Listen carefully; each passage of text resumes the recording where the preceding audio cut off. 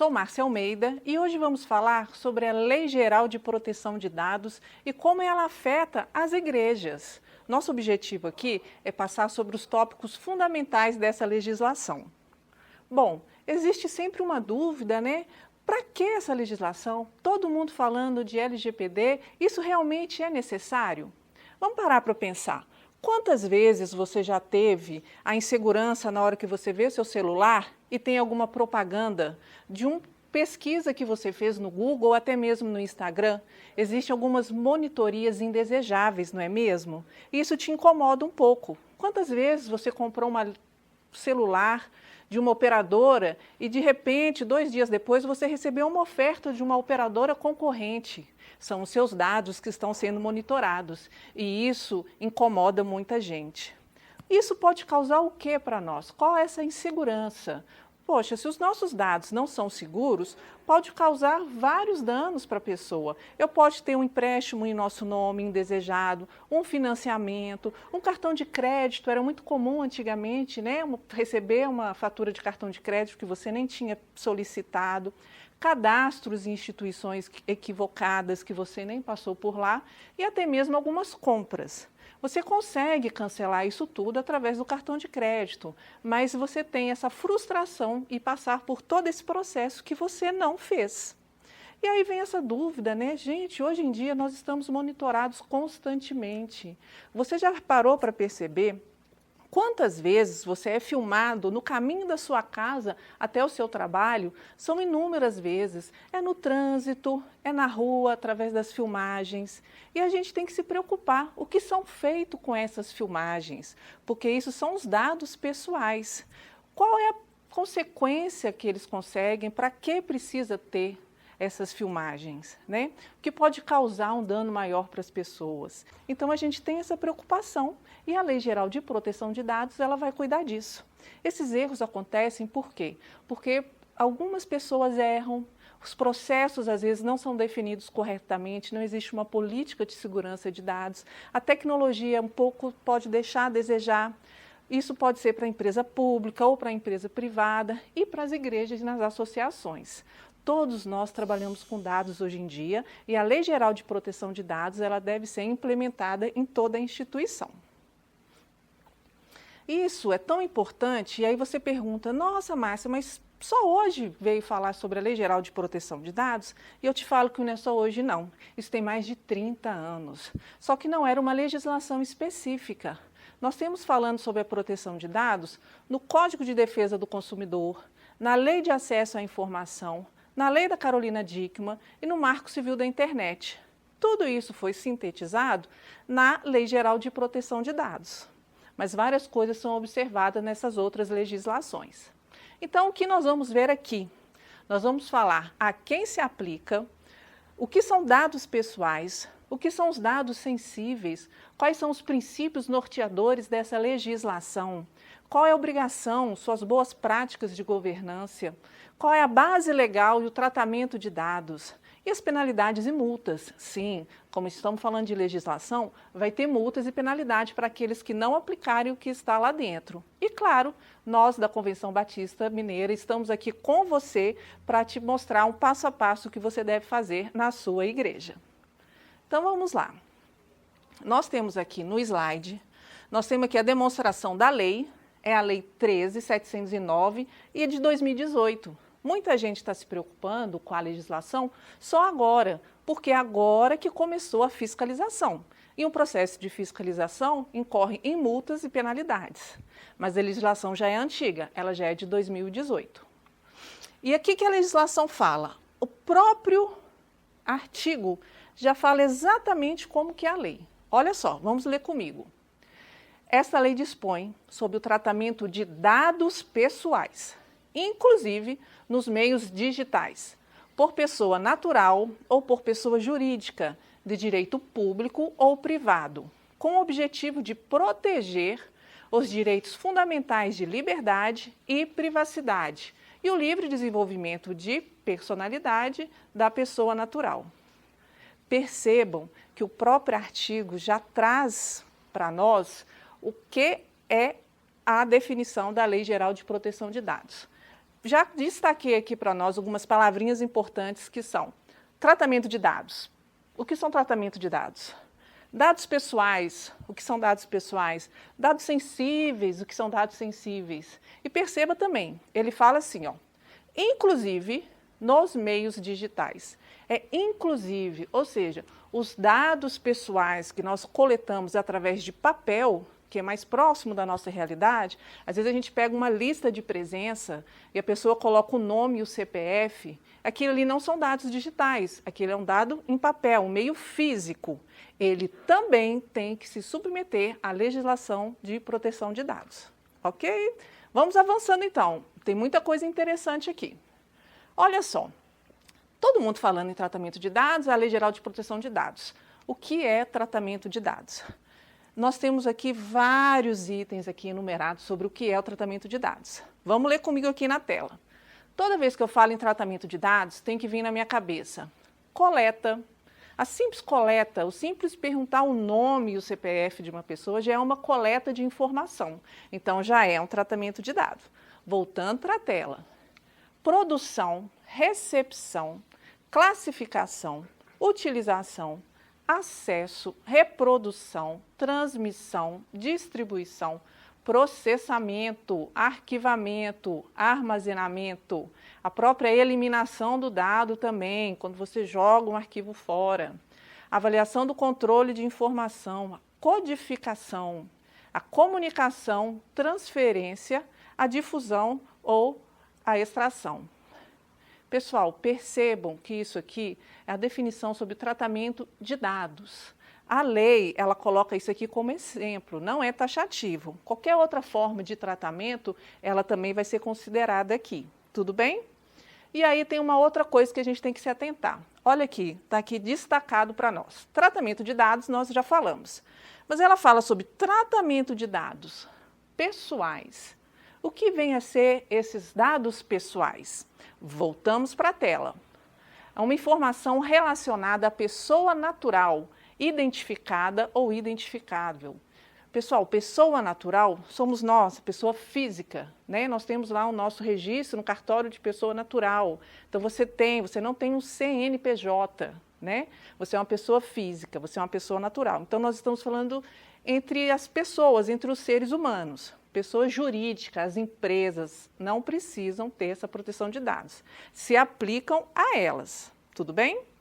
Olha lá, voltando para a tela aqui, quando a gente fala sobre os dados pessoais sensíveis, aí nós estamos falando de dado pessoal sobre a origem racial ou étnica, suas convicções religiosas, sua opinião política, filiação a sindicato, organização de caráter religioso, filosófico, político, dados de referência à saúde, sua vida sexual, seu dado genérico, né, seu biométrico, você coloca lá a questão da biometria na hora do cartão de pontos, também é um dado sensível, a gente não pode deixar de falar sobre isso também. Várias pessoas utilizam o cartão de ponto, não mais nem lista e nem mais o cartão, né? É próprio pelo dado biométrico. Então tem que prestar atenção para o tratamento desse dado, porque ele é um dado sensível. Nós temos aqui essas definições que vão ficar aqui para consulta aqui para vocês, tudo bem? Nós temos falando sobre o banco de dados, que é um conjunto estruturado dos dados pessoais. Nós estamos falando sobre o titular. Essa palavra titular você vai achar em várias vezes, né? Você está trabalhando com o titular. Titular é quem é o dono da informação. Olha só a definição que a legislação traz. Pessoa natural a quem se refere os dados pessoais, que são objetos de tratamento. Nós temos uma outra figura que vai aparecer, que é chamado de controlador. O controlador é uma pessoa natural ou jurídica, de direito público ou privado, a quem contempla, né, quem compete a ele as decisões referentes ao tratamento dos dados pessoais. Outras definições que nós temos falando sobre o operador, né? O operador vai ser uma pessoa natural, uma pessoa jurídica, do direito público ou privado, que realiza o tratamento de dados pessoais em nome do controlador. Então, ele é realmente um operador, como o próprio nome diz. Existe a figura do encarregado.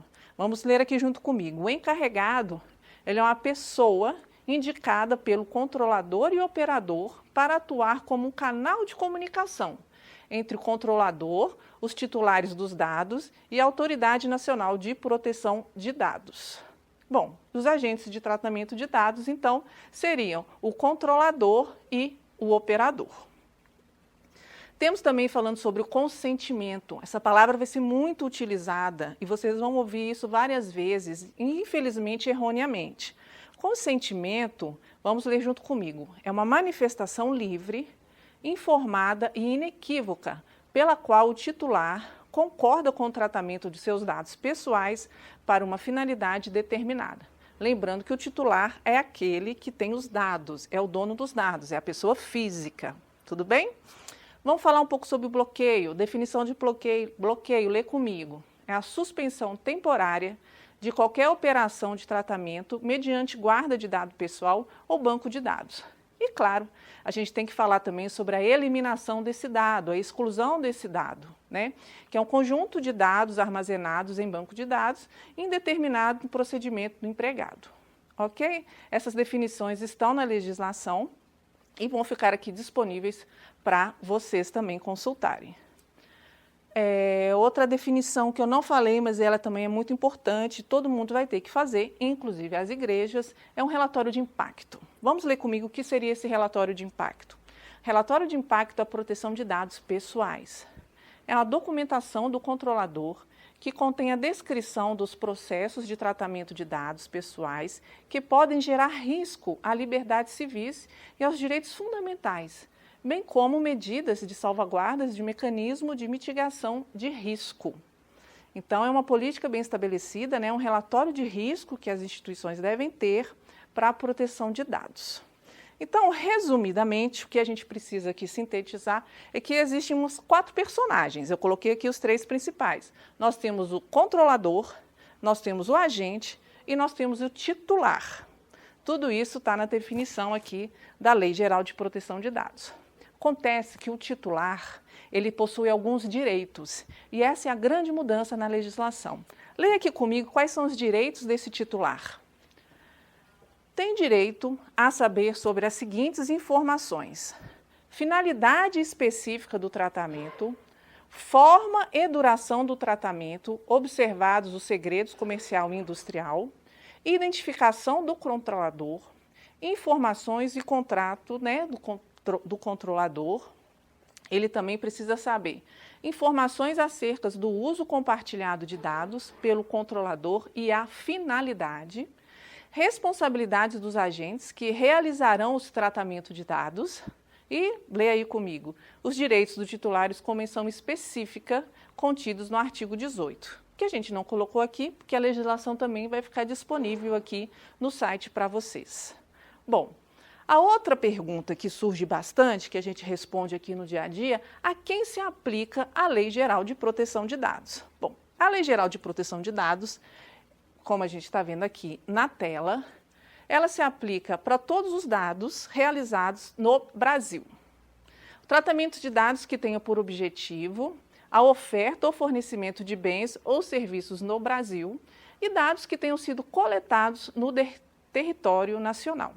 Ou seja, todos os dados no território nacional, independente para qual finalidade você precisa de se adequar, né, a essa implementação da Lei Geral de Proteção de Dados. Mas não se assuste, porque nós da Convenção Batista Mineira estamos com você e se você ficar aqui comigo até o final, eu vou te mostrar um passo a passo para você passar por essa fase.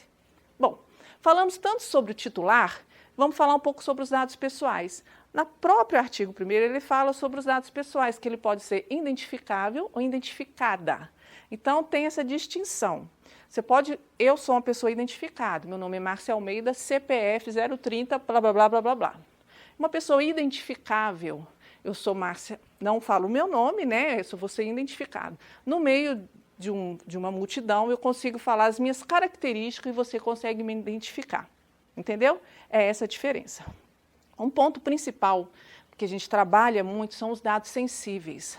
Os dados sensíveis, eles vieram destacados na própria legislação para não ocorrer discriminação, tá? Então, nós colocamos aqui mais uma vez o rol desses dados sensíveis para que não ocorra discriminação dentro da sua organização religiosa, tudo bem?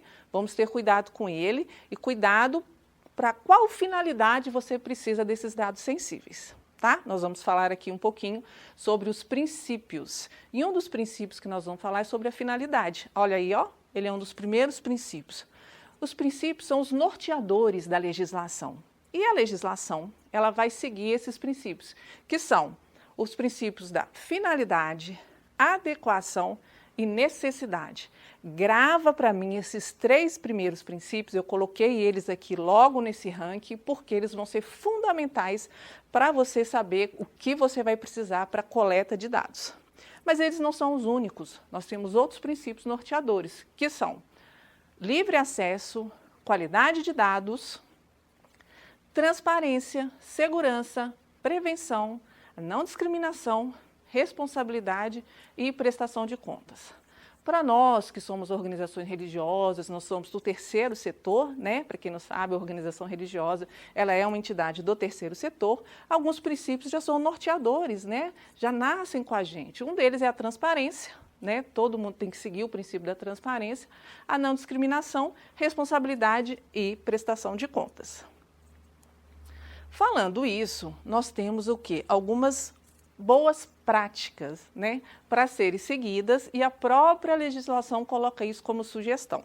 Bom, a primeira delas, vamos ler aqui junto comigo, nós temos que ter o encarregado da proteção de dados, né? Essa palavrinha aqui que muita gente está falando, né, é o nosso DPO, que vai ser nomeado pela organização e ele vai ser o responsável por isso, ele é o encarregado, tudo bem? Nós temos que ter um registro dos processamentos de dados, nós temos que ter uma política de incidência de dados, regras setoriais, segurança cibernética, que é o mais importante, porque se você tem tratamento de dados e eles são dados digitais, qual é a segurança que você tem? Segurança no seu servidor, quem tem acesso, quem vê essas informações, tudo bem? E claro, isso tudo vai estar no nosso relatório de impacto, que é um dos relatórios obrigatórios que toda organização vai ter que ter daqui para frente. Vamos falar um pouquinho agora sobre a base legal de tratamento de dados. Sim, alguns dados, você precisa dessa informação, senão você não consegue nem trabalhar, né? Vamos supor, uma pessoa, você tem um empregado aí na sua igreja. Será que toda vez que esse empregado, toda vez que tiver uma admissão, você tem que pedir o consentimento desse empregado para ele passar os dados para ele? Lógico que não. Algumas coisas você não precisa de ter o que a gente chama de consentimento do titular desse dado. Tudo bem? Olha só, vamos passar aqui também, rapidamente, sobre essa base legal de tratamento de dados.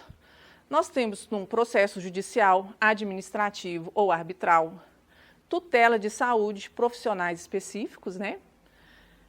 Execução de políticas públicas, interesse público, para a realização de estudos em órgãos de pesquisa, proteção de crédito, execução de contratos, litígio interesse, né? Legítimo interesse, quero dizer, cumprimento e obrigação legal e proteção à vida do titular ou de terceiros. Isso tudo por quê? Porque você não vai ter que pedir sempre o consentimento dessa pessoa na hora que estiver tratando esses dados para esses casos, né? Essa é a base legal. E a base legal que a gente traz aqui é o que todo mundo comenta, que é o consentimento. Vamos ler aqui junto comigo o que a legislação fala sobre esse consentimento. Consentimento, ele está previsto, né, no nosso inciso, lá no artigo 7º desta lei, e deve ser fornecido por escrito ou por outro meio que demonstre a manifestação da vontade do titular. Caso o consentimento seja fornecido por escrito, essa deverá constar cláusula destacada das demais cláusulas contratuais. Isso aqui, o próprio Código do Consumidor já traz isso. O que isso quer dizer? Você tem o seu contrato, todos eles estão com a fonte número 12, lá no Word. Essa fonte, quando você vai falar sobre o consentimento, ela tem que ser um número diferente, então ela vai ser uma fonte 14, justamente para destacar, para que o titular ele tenha essa observação e que ele realmente leia aquilo ali, dando o seu consentimento, para que ele não seja viciado. Vamos voltar aqui na leitura. Cabe ao controlador o ônus da prova de que o consentimento foi obtido em conformidade como disposto nessa lei. E é vedado o tratamento de dados pessoais mediante o vício, né, do consentimento, que a gente falou aqui um pouquinho. que mais a gente tem sobre o consentimento? O consentimento deve referir-se sobre a finalidade, né, determinada. As autorizações elas não podem ser genéricas, porque senão elas serão nulas. E o mais importante é o que todo mundo fica preocupado com o consentimento e a gente fala que ele é muito fraco. Por quê? Porque ele pode ser revogado a qualquer momento. O que eu quero dizer? Na prática, se você não tiver um embasamento legal para pedir essa informação para a pessoa, seu nome, CPF, número de telefone, seu endereço, se você não demonstrar a finalidade, a adequação e a necessidade, e ela não está dentro da base legal, você vai pedir o consentimento. Esse consentimento, a pessoa pode simplesmente ligar para a sua igreja e perguntar onde estão os meus dados. Isso aí ela vai ter esse acesso, é um dos direitos que o titular tem de saber onde estão os dados dele. Os seus dados estão no nosso banco de dados, ele está num servidor, tem toda a segurança. Isso porque você já tem uma política, né, de segurança desses dados. Essa pessoa ela pode simplesmente falar, eu não quero mais que você tenha acesso aos meus dados. E você vai ter que excluir os dados dela do seu banco de dados e demonstrar para essa pessoa, pro titular dos dados, que você não tem mais informação sobre ela. Então, é um pouco difícil, né? Então, a gente sempre pensa o quê? O consentimento é o último da lista, tá? Por quê? Porque pode ser revogado a qualquer momento. Então, vamos continuar. Não se assustem, porque nós aqui estamos com vocês e vamos mostrar o que a gente está fazendo nas nossas igrejas. Bom, fake news aqui, ó, para quem gosta aqui de fake news, né? Todo mundo está aí falando que sempre vai precisar do consentimento para o tratamento de dados. Nós já vimos aqui na legislação que nem sempre isso é necessário. Em alguns momentos, você vai fazer um mapeamento na sua igreja, você vai perceber que você tem base legal para fazer o tratamento de dados sem o consentimento do titular, ok? Isso é importante porque várias instituições começaram a fazer termo de consentimento para tudo, até para departamento pessoal, e nem sempre isso é necessário, tá? Mas nós vamos mostrar aqui para você. Claro, nós estamos aqui falando sobre lei. Toda lei que não é aplicada, ela tem algumas penalidades e multas. Vamos deixar aqui para vocês. Eles falam sobre advertência, sobre multa, né, publicização, enfim, vários tipos de penalidades que podem incorrer com a sua igreja caso você não siga o que está dentro da legislação. Nós estamos aqui com vocês. Vamos falar rapidamente um passo a passo para você fazer essa implementação aí da Lei Geral de Proteção de Dados, divididos em 3 etapas, que são a etapa do diagnóstico, a etapa da implementação e a etapa da manutenção.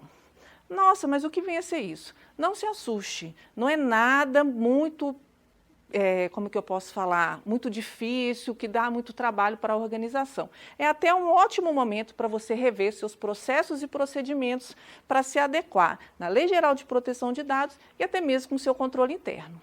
Então vamos lá. Nós temos aqui na fase da implementação, na fase do diagnóstico, nossa primeira etapa, vamos ler junto comigo o que ela traz. Você vai criar uma comissão. Nessa comissão você vai definir quem vai ser o controlador, né, o operador e o encarregado da proteção de dados, conforme a legislação. Você vai fazer um mapeamento de todos os processos e os procedimentos internos que têm a ver com relação à proteção de dados. Vai fazer um levantamento dos dados pessoais e dos dados sensíveis utilizados aí na sua igreja. Você vai fazer um levantamento dos responsáveis, né, para ter esse tratamento de dados, para saber essas operações dos dados pessoais. E outro fato muito importante, você vai identificar os dados sensíveis e os dados de criança e adolescente, que também tem um tratamento diferenciado. Agora vamos falar um pouco sobre a segunda etapa, que é da implementação. Para a implementação, vamos ler aqui comigo, você vai elaborar políticas para aquisição dos dados, armazenamento, tratamento, eliminação, acesso, segurança dos dados, vazamento de dados, relatório de impacto e vai fazer o quê? Sua matriz de risco. Depois disso tudo, obviamente, você vai fazer uma revisão geral e vai fazer a formalização. Isso tudo vai gerar os seus documentos. Você vai ter o seu mapeamento de risco, você vai ter o relatório de risco e todas essas políticas escritas e determinadas. Isso é importante você ter. Toda vez que alguém da sua igreja entrar no processo de admissão ou um processo de participação, seguindo aquele princípio da transparência, você deverá apresentar isso para eles. Tudo bem? A formalização, ela se dá através do documento e através da divulgação. E a terceira etapa é a etapa da manutenção.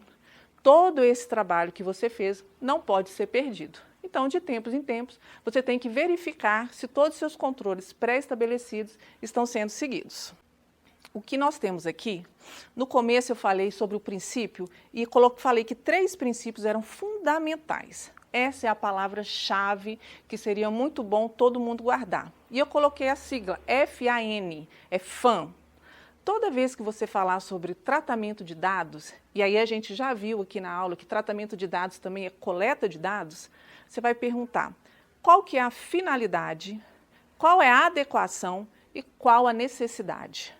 Isso é fundamental para tudo. Eu costumo dizer, quem é dona de casa sabe como que isso funciona. Você tem que separar algumas roupas para doação. Todo mundo faz isso hoje em dia.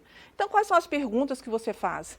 Nossa, eu estou usando essa roupa, eu vou usar essa roupa, eu dei uma engordada ou eu emagreci, tenho necessidade de guardar essa roupa porque eu não vou utilizá-la. A mesma coisa com os dados. Você pensa assim, numa palestra, se essa palestra fosse presencial, eu gostaria muito que todo mundo colocasse o nome para eu saber quais são os participantes. Eu vou pedir o e-mail dessa pessoa? Qual a finalidade desse e-mail? Eu vou pedir um e-mail porque eu gostaria que numa próxima palestra eu vou entrar em contato com os senhores para fazer a divulgação. E tem necessidade? Tem necessidade, mas você precisa ser informado disso, entendeu? Então, qualquer informação que você pegar na sua igreja, faça essa pergunta mentalmente. Qual a finalidade? Qual a adequação? Qual a necessidade? Quando eu falo em adequação, eu penso como que eu vou guardar esses dados. Eu vou deixar largado em cima da mesa da secretária? Não posso fazer isso, são dados do titular. Agora, com a legislação, a gente sabe que eles não podem ficar soltos por aí, existe uma segurança de dados. Então, qual a melhor forma adequada de guardar essa informação? Então, sempre pergunte isso. Você vai ver que com essa simples pergunta de finalidade, adequação e necessidade, muita informação da sua igreja ela vai ser descartada. Bom, aqui nós temos o departamento financeiro e você sempre vai perguntar qual a necessidade, finalidade e adequação para eu ter a coleta desses dados. Será que realmente eu preciso de tudo isso ou eu posso deixar algum dado desse de fora do meu planejamento? Um outro setor também que é muito comentado e que a sua igreja deve ter é a questão do voluntariado. Se você não tem, é importante você fazer o termo de voluntariado.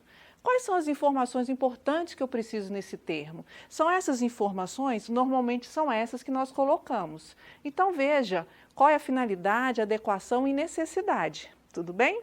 A questão de doações também, você tem um recibo de doação. Qual a informação que você precisa desse recibo, além da identificação de quem está recebendo essa doação? Às vezes você coloca coisa desnecessária.